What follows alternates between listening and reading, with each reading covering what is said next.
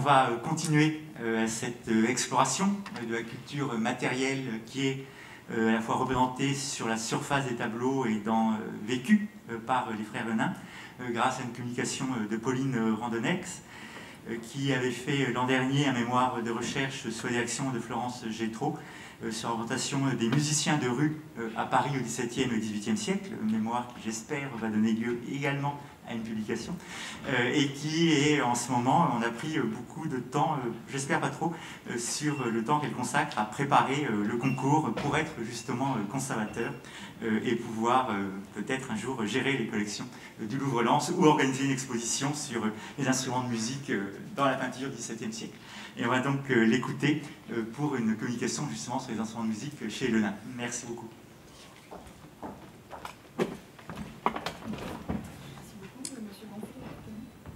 Alors c'est à Jacques Thuillier que revient l'invention de la formule employée dans le titre de cette intervention. Celui-ci l'avait employé dans le commentaire de l'œuvre que vous avez sous les yeux de la collection Thyssen-Bornemisza, dans l'ouvrage de référence lorsqu'il s'agit d'aborder l'œuvre des trois peintres qui nous réunissent aujourd'hui, le catalogue de la dernière grande exposition monographique qui leur avait été consacrée au Grand Palais à Paris entre 1978 et 1979. Si la présence des musiciens dans la composition des peintres laonnois a en effet été souvent notifiée par les historiens d'art qui se sont plongés dans leur corpus depuis le début du XXe siècle, et bien que leur présence soit récurrente au sein de ce même corpus, aucune étude spécifique n'a jusqu'alors été consacrée à ces personnages particuliers. C'est cette thématique que nous nous proposons d'aborder ici. Si en apparence ce thème iconographique paraît quelque peu circoncis, celui-ci amène à des pistes de réflexion très diverses. En partant d'un corpus de 23 œuvres, nous allons traiter dans un premier temps chaque instrument un par un, en abordant leur spécificité, ce qui nous amènera à traiter des questions notamment de datation, d'attribution, ou bien encore des influences qui ont pu s'exercer sur l'œuvre des trois frères. Dans un second temps, nous interrogerons de manière plus large la question du vérisme social au sein de ces œuvres. Et enfin, nous replacerons cette production dans un contexte artistique plus large et aborderons, si possible, si le temps me permet, le retravail de certaines compositions au sein de l'atelier des trois frères. Nous avons donc choisi dans cette première partie d'aborder les instruments selon un usage social. Comme en témoigne cette citation de 1557, donc un peu en avant par rapport à l'œuvre des Lenain, les instruments de musique sont des objets à forte connotation sociale. Demeure la vielle pour les aveugles, donc les mendiants, le rebec et la viole pour les ménétriers, donc des instruments pour les professionnels, le luth et la guiterne pour les musiciens, et même le luth pour sa plus grande perfection. Si aucune œuvre religieuse donnée aux Lenain ne présente d'objets instrumentaux, nous aborderons dans un premier temps une œuvre à thématique militaire, puis dans un second temps les scènes dites paysannes, puis enfin celles traitant de sujets dans un milieu aisé. Donc le premier instrument sur lequel je vais parler, c'est le tambour, que l'on retrouve uniquement dans la rixe de Cardiff à 2 reprises, au centre de la composition qui sert de support à un jeu de cartes, et à l'extrême droite de la composition qui sert de siège au jeune personnage blond. Un décor ornemental est visible sur le tambour au centre de la composition. Celui-ci peut être rattaché parfois, donc ce n'est pas le cas ici, mais à des armoiries, oui, voilà, comme c'est le cas de cet exemplaire conservé à la Cité de la Musique, puisqu'en effet il s'agit d'un instrument à usage martial, comme en témoigne l'estampe d'Abraham Moss, qui est souvent employé et accompagné dans son usage militaire d'une flûte traversière qui n'est pas présente dans l'œuvre des Lenain. Dans l'art militaire ou les exercices de Mars, publiés à la fin du XVIIe siècle, une estampe de Nicolas Guérard est accompagnée d'une lettre qui nous indique que le devoir du tambour est de battre la diane, la générale, l'assemblée, la marche, les bonds, l'alarme, la retraite et la chamade. Les tambours sont donc utilisés pour dicter à l'oreille toutes les actions principales d'un corps d'armée, et donc de fait un usage fondamental dans l'organisation de celle-ci. Dans l'œuvre de Cardiff, l'objet est donc totalement détourné de sa fonction primordiale d'origine pour n'être plus que support au repos et à la détente. A l'opposé, l'objet instrumental qui apparaît le plus souvent dans notre corpus n'est autre que la flûte à bec. C'est un instrument d'usage populaire et de fabrication artisanale et qui donc ne sont pas conservés dans les collections muséales à l'international. Dans la majorité des cas, ce sont des instruments qui sont joués par de jeunes garçons, mais également par des hommes d'un certain âge dans les scènes dites donc de paysans, sur des moments de repos à l'intérieur comme à l'extérieur. On remarque donc une très grande disparité dans ce corpus, mais à y regarder de plus près, cela ne va sûrement pas vous étonner, 3 grands ensembles peuvent se détacher au sein de ces 3 flûtes qui pourraient peut-être permettre, cela nous a déjà beaucoup occupé hier, d'identifier certaines mains au sein du corpus donc des 3 frères. Le premier ensemble que je vous présente dégage des flûtes dites très fines, assez longues, et avec un léger évasement à l'extrémité de celle-ci. En comparaison avec les travaux d'attribution qui ont été réalisés beaucoup et de nombreuses fois avant moi, cette main pourrait donc être attribuée à lui. Le deuxième, plus varié, comprend des instruments plus trapus, sur lesquels la plupart du temps est matérialisé des détails tels que le sifflet, les trous de jeu ou bien des décors tels que des bagues ornementales. Et il s'agirait donc de Antoine. Le troisième, moins réaliste, avec des flûtes très fines sur le haut et très évasées sur le bas. Et on peut remarquer également que la posture des 2 instrumentistes est très similaire, serait attribuée à Mathieu. Un autre instrument est représenté dans les scènes dites paysannes, la pochette. C'est un instrument de la famille des violons, avec également 4 cordes, mais un corps qui est monoxyle. Son nom viendrait de sa taille réduite, qui permet son transport directement dans la poche de son possesseur, ou bien dans le sac de transport tel que celui conservé à la Philharmonie de Paris. C'est ce que nous explique Trichet dans le traité des instruments de musique, mais également Marin-Mersenne, qui ajoute que cet objet est principalement utilisé par les maîtres à danser. C'est ainsi que Nicolas Bonnard nous le présente dans une estampe qui est conservée à Los Angeles. Dans notre corpus, un seul exemple reprend la tenue de jeu que l'on peut observer ici. Il s'agit de l'œuvre que vous avez au centre de mon slide. Les autres sont tenus au niveau du coude droit ou des côtes de l'instrumentiste. Pour permettre le jeu dans cette position, il faut que les cordes soient tournées vers l'extérieur du musicien, ce qui n'est pas le cas dans l'œuvre de Petworth House, à l'extrême droite de mon slide, mais les analyses de cette œuvre qui ont été réalisées très tôt, comme l'a rappelé M. Milovanovic hier, montrent qu'à l'origine, cet instrumentiste pratiquait de la flûte à bec, et donc cette transformation au niveau de la composition explique peut-être la maladresse de la représentation de celui-ci. On peut noter aussi la présence, juste ici, d'une touche rouge qui indiquerait la présence d'un cordon à l'extrémité de l'instrument, ce qui permet de le conserver pendu au mur. C'est également un détail que l'on peut observer sur le seul violon de notre corpus, présent plus bas cette fois-ci sur l'instrument. On peut remarquer que donc c'est un détail sur lequel le peintre s'est attaché, mais l'archet est également très bien observé. Cependant, on a des problèmes de représentation au niveau du manche de l'instrument qui est trop fin par rapport à la taille de la caisse, qui n'est pas situé dans l'axe de celle-ci. Un autre instrument à cordes frottées de notre corpus est la vielle à roue, qui est un instrument d'usage populaire au XVIIe siècle en France et qui est lié à la mendicité, comme l'œuvre de Washington en témoigne. Cependant, nous proposons de voir également une vielle à roue dans une autre œuvre qui peut peut-être vous surprendre, l'huile sur cuivre de la collection Thyssen-Bornemisza. C'est un instrument qui a été en effet identifié diversement comme une espèce de castagnette, a small tambourine, ou plus récemment large castagnette. La taille et la tenue de cet instrument ne correspondent pas à l'iconographie que vous pouvez voir. Mais si nous nous référons aux copies anciennes, identifiées par Jacques Thuillier dans son catalogue de 1993, nous constatons que chacune des 3 compositions présente un instrument qui n'est autre qu'une vielle à roue.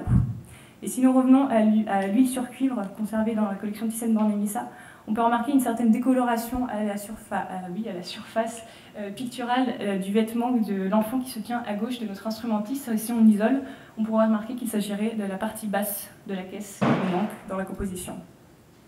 De plus, en comparant la position des 2 vielleux, donc celui de Washington et celui de Madrid, on retrouve une posture semblable. Et se rattachant à la précédente présentation d'Axel, on peut également s'attacher au vestiaire de l'instrumentiste, puisqu'il porte effectivement ce que Axel nous a présenté comme un manteau. Et d'après mes travaux précédents, dont M. Olivier Bonfait vous a parlé, on peut remarquer que c'est un vêtement que l'on retrouve dans l'iconographie tout au long du XVIIe siècle, dans les estampes à Paris, dans la représentation des musiciens de rue qui jouent de la vielle à roue. Alors, changeant totalement de contexte social, le luth. Alors, vous n'avez que 2 représentations, donc j'ai enlevé de mon corpus l'œuvre qui a été désattribuée lors de l'exposition française qui est conservée au Louvre. Ici, donc, il s'agit d'un instrument pratiqué en France par les classes aisées de la société, que Pierre Trichet considère comme le roi des instruments et qui est, je cite, le plus propre et familier aux Français. C'est un instrument qui est assez diffusé, puisque Marin-Mersenne nous dit qu'il n'est pas quasiment nécessaire de les expliquer, et qui est pratiqué notamment par Louis XIII et la reine Anne d'Autriche. Donc dans les 2 œuvres, on peut remarquer que sur l'œuvre de Lan, on a des détails tels que les frettes au niveau du manche de l'instrument, mais on retrouve des maladresses au niveau de la représentation de la caisse et de sa rose. Le détail important à noter est la présence de la table au premier plan qui correspond à un usage, une pratique instrumentale qui est de poser le luth sur cette table qui permet d'amplifier son son. La version du Louvre, elle, pourrait peut-être nous interroger sur la présence d'un contour blanc autour de la table de l'instrument qui pourrait être la présence d'un parchemin qui permet de coller la table à sa caisse. Également, j'attire votre attention sur ici, la double pointe qui ne se retrouve pas ici, mais qui pourrait illustrer l'élargissement du manche du luth qui est fréquent au début du XVIIe siècle. On réemploie les instruments, mais pour les mettre au nouveau goût du jour musical, où le nombre de cordes des luths est augmenté, on élargit le manche de l'instrument. C'est ce qu'on retrouve ici dans la composition de Stache Le Sieur. Une autre composition donne à voir la caisse d'un instrument de la famille des luths, mais celui-ci n'est que partiellement visible. On peut s'interroger sur s'il s'agit d'un luth ou bien d'un théorbe, qui est de la même famille, mais qui est un instrument beaucoup plus grand, dont la caisse mesure une dizaine de centimètres de plus et qui peut avoir un manche de plus d'1,80 m, donc qui n'est pas visible ici. La présence du cordon pourrait peut-être nous guider sur son identification, c'est ce que je pensais au premier abord, puisqu'on en retrouve un ici, dans la composition de Paolini. Cependant, dans la composition de Jacques Inard, on en retrouve également un sur un luth. Mais comme Monsieur Jean-Pierre Cusin, ici présent, l'avait fait en 1979, j'ai comparé l'œuvre des Lenain avec l'une de Michael Swertz conservée à Détroit. On retrouve un théorbe au premier plan, ce qui pourrait peut-être nous indiquer, nous mettre sur la piste du théorbe. Il s'agit d'un instrument qui est développé à la fin du XVIe siècle en Italie, mais qui n'est pratiqué que dans les années 40 en France, ce qui permettrait de dater peut-être cette œuvre de la fin des années 40 ou des années 1650-1655. Dans notre corpus, 4 guitares sont également présentes. C'est également un instrument qui est pratiqué dans les classes aisées de la société. Et l'œuvre de Lan nous permet de compter le nombre de clés. Donc il s'agit bien de guitares à 5 cœurs, telles que l'on use maintenant, nous indique Marin-Mersenne en 1636, et qui correspondent aussi aux guitares produites par la famille Vauboham à partir des années 30, mais surtout 1640 à Paris. C'est un instrument qui va remplacer la vogue du luth dans la seconde moitié du XVIe siècle, et en témoigne la présence, grâce à Mazarin, d'un professeur de guitare à la cour à partir de 1656, et qui sera pratiqué également par Louis XIV. Il faut noter qu'ici, aucun instrument n'est pratiqué et qu'il y a des problèmes dans la représentation de ceux-ci. Des problèmes de morphologie dans la version de Petworth House, mais également organologiques dans la version de Los Angeles où le manche est trop fin par rapport à la caisse de la guitare, et dans la version du Dulwich Picture Gallery où le manche semble quelque peu désaxé par rapport à la caisse et positionné trop en arrière. Et si l'œuvre de Lan est la mieux observée, on peut noter que dans le catalogue 1991 de l'exposition réalisée à Lan à l'occasion de l'achat de cette toile par le musée, le manche de la guitare est dit redressé. Donc je ne sais pas exactement ce que ça signifie, mais il y avait un problème de représentation organologique à l'origine. Donc ces problèmes de vérisme dans la représentation plutôt organologique nous amènent à questionner le vérisme social de ces représentations. Nous avons notamment évoqué la présence de pochettes dans les scènes dites paysannes, et il convient de revenir à son usage historique connu. Comme Mersenne nous l'indiquait tout à l'heure et comme l'estampes de Bonnard l'illustraient, la pochette est un instrument pratiqué par les maîtres à danser. Il s'agit donc d'une activité professionnelle pour laquelle un professionnel est embauché par une certaine élite pour être formé au pas de danse.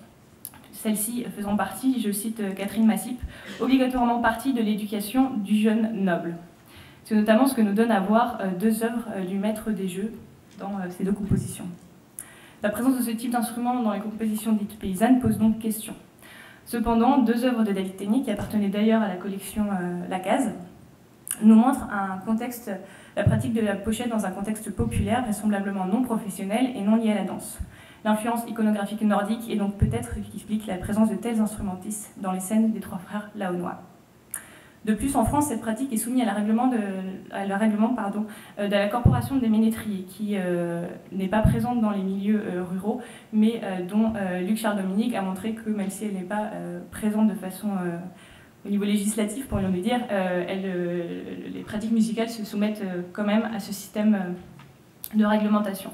Et une étude de Catherine Nassip a montré que l'apprentissage débutait à partir de 14 ans, ce qui ne correspond pas à l'iconographie que nous observons ici, comme le violon, et que la pratique de tels instruments était interdite en public avant l'obtention de la maîtrise, donc 14 ans plus 6 ans d'apprentissage. C'est ce qu'on peut observer d'ailleurs dans l'œuvre de Maître des Jeux. Il s'agit donc d'hommes qui pratiquent cet instrument pour animer la danse. Cependant, les compositions des Lenains sont les seules à montrer, à notre connaissance, la pratique de tels instruments par des enfants de façon contemporaine dans la création artistique. La seule comparaison possible est l'œuvre de Jean Miens Molenaar, dont on a déjà vu une image hier, mais ici on a un côté humoristique, voire satirique, qui n'est pas présent dans l'œuvre des Lenains, où règne une certaine dignité. Deux œuvres de notre corpus d'études sont également à mettre en lien avec la pratique de la danse. Dans l'œuvre que vous avez à gauche de mon slide, effectivement, on retrouve un joueur de pochette, mais aucune activité ne semble être en train de se dérouler et ni les personnages ne sont pas non plus en position de commencer une quelconque chorégraphie. Dans l'œuvre que vous avez à droite, par contre, la danse semble d'avoir déjà commencé et être en train de se dérouler avec les pieds levés des trois jeunes personnages au premier plan à droite, et notamment celui à l'extrême droite de la composition qui semble esquisser, en lâchant la main de sa cavalière, un tour sur lui-même. La question de l'âge des instrumentistes se pose également pour les deux vielleux que nous avons pu identifier. En effet, on retrouve deux très jeunes garçons pratiquant ces instruments. Mais comme je vous l'ai indiqué, c'est une pratique instrumentale qui est rattachée au monde des mendiants et essentiellement dans l'iconographie parisienne contemporaine à des hommes d'un certain âge et généralement aveugles. Une autre interrogation est à aborder par rapport à la représentation des vielleux. Dans l'œuvre de Washington, on peut voir que le vielleux est accompagné d'un jeune flûtiste. Mais il s'agit effectivement d'une flûte à 6 trous. L'iconographie parisienne contemporaine, représentant des instrumentistes vielleux, montre que s'ils peuvent être accompagnés de jeunes flûtistes, ceux-ci jouent d'une flûte à 3 trous qui leur permet également de pratiquer en même temps un tambour pour animer leur jeu. Donc, ce qui n'est pas le cas dans l'œuvre de Washington. La présence de la pochette accompagnant la vielle est à ma connaissance pas identifiée dans un corpus iconographique au XVIIe siècle. Cependant, comme nous avons pu le voir dans l'œuvre de Petworth, la pochette et la flûte semblent deux instruments interchangeables au niveau de l'imaginaire musical des Lenains. Il convient ici de noter que, de notre point de vue, il s'agit des deux uniques représentations de musiciens ambulants. D'ailleurs, la femme à l'extrême droite de la composition de Washington ne serait donc pas la nourrice ou une personne surveillant ces instrumentistes. Et si, dans l'œuvre de Washington, on peut observer que ces instrumentistes jouent à l'extérieur, l'huile sur cuivre de Thyssen-Born et Missa montre un fond totalement neutre qui ne permet pas d'identifier ce lieu. Cependant, les copies anciennes que j'ai pu vous montrer tout à l'heure montraient que les copistes anciens ne s'y étaient pas trompés et avaient placé ces instrumentistes à l'extérieur. Cependant, Jacques Thuillier, en 1978, avait pu décrire le flûtiste et le chanteur de l'œuvre de l'Ermitage comme, je cite, « des étrangers à la maison et venus quêter quelques sous ». Il ne peut cependant en être ainsi. Ces personnes étant considérées comme à la marge de la société, ils ne sont généralement pas invités à entrer dans les intérieurs privés et sont rémunérés à l'extérieur des habitations. La question du vérisme touche également la question du portrait. Donc, comme Jean-Pierre Cuzin avait pu le proposer en 1993, les deux toiles du Louvre et celle de Washington pourraient être effectivement des portraits. C'est également une question qui a été soulevée dans le catalogue américain de l'exposition Lenain 2017 pour l'œuvre que vous avez en bas à droite de mon slide. Nous ne sommes pas en mesure d'apporter de nouvelles propositions à cette théorie. Cependant, nous voyons effectivement bien un portrait dans la réunion musicale du Louvre, donc on a pu en parler hier lors de la visite. À nouveau, Jacques Thuillier, en 1978, qualifiait ces musiciens de « un luthiste et 2 chanteurs à la mode ». Cependant, comme j'ai pu vous en parler hier, pour moi, il s'agirait d'un ensemble, d'une communauté de personnes d'un même statut social qui partagent un moment sympathique. Et le portrait, serait le moyen de témoigner d'une certaine culture lorsque l'on se fait représenter, puisqu'en effet, le luth tient, je cite Nicole Desgranges, une fonction mondaine et symbole de raffinement dans les classes aisées de la société parisienne au XVIIe siècle, comme la réunion d'amis que je vous ai montré tout à l'heure d'Eustache-Le Sueur en témoigne. On peut également retrouver dans les écoles du Nord, dans les portraits de Jean Miens Molenaar, de familles des représentants de certains membres de ces familles portraiturées, je ne vous ai pas mis d'image et je vous prie de m'en excuser, d'instrumentistes à l'intérieur de ces portraits. Donc les noms de Molenaar, David Ténier ou Michael Sweerts ont pu récemment être cités, qui indiqueraient une certaine influence des écoles du Nord sur la production artistique de Lenin, comme Léonard a pu nous en parler hier, puisqu'en effet, tel qu'il est rappelé dans le catalogue français de l'exposition, les trois frères vivaient dans le faubourg Saint-Germain où la présence des peintres des écoles du Nord est attestée de façon assez importante dès les années 1620-1630. Donc cette influence est notamment présente dans l'œuvre que je vous présente, La Rixe de Cardiff, dont on a déjà parlé, et la thématique de l'usage du tambour comme support au jeu est très présente dans les écoles du Nord. Je vous ai mis deux exemples de Michael Sweerts ou Jacob Duc, mais voilà, c'est une iconographie très développée.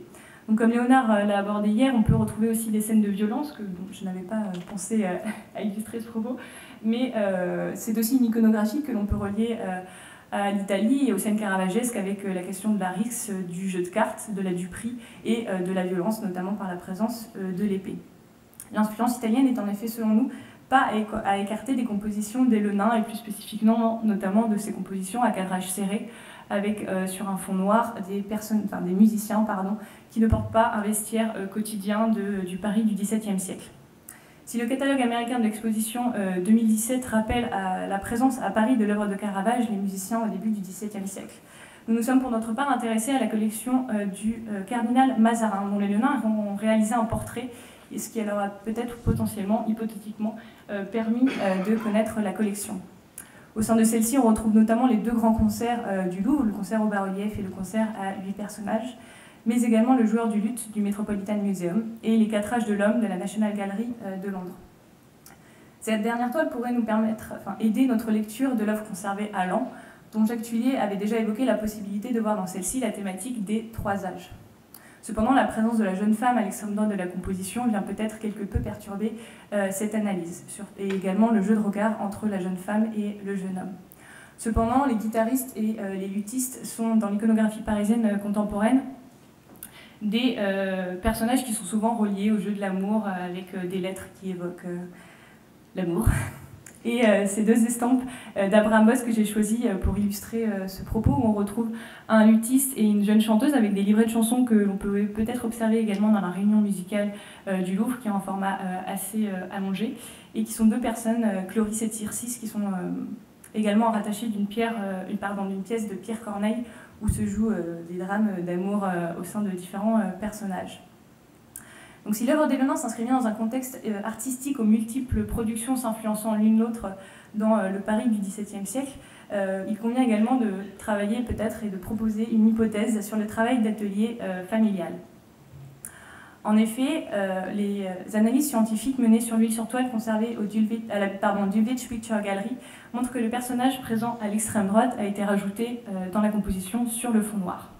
Une œuvre passée en vente en 2000 à Christie's New York, qui avait déjà été identifiée par Pierre Rosenberg en 1993, montre l'œuvre telle qu'elle pourrait peut-être être avant l'ajout du personnage à l'extrême droite de la composition. Nous proposons de voir cette œuvre passer en vente comme une œuvre dite primaire, originale, d'après laquelle pourraient découler différentes compositions.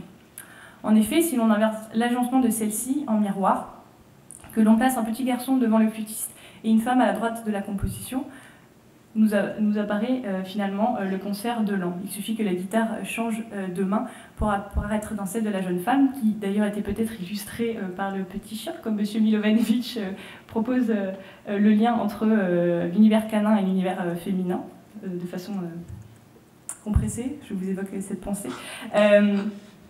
Donc la guitare a été remplacée par le luth dans les mains du jeune homme. Une autre proposition d'évolution, donc voilà les 3 œuvres, en repartant de la même œuvre passée en vente chez Christie's, est à nouveau peut-être à évoquer. Alors je vais faire travailler votre imaginaire, je suis désolée pour la qualité de l'image. Vous déplacez le guitariste à l'extrême gauche de la composition, vous inversez le chien en miroir comme tout à l'heure, vous reprenez le motif de la tête tournée du guitariste, mais vous le placez sur le personnage au centre de la composition, et vous retirez la nappe sous la nature morte que vous avez au centre de la composition. Est-ce que tout le monde y est? On ajoute un 3e personnage à la droite de la composition et on obtient l'œuvre du Lacma. En effet, la présence du jeune musicien rappelle l'œuvre de Lan, et comme on a pu le voir précédemment, la flûte peut être changée en pochette dans l'œuvre des Le Nain.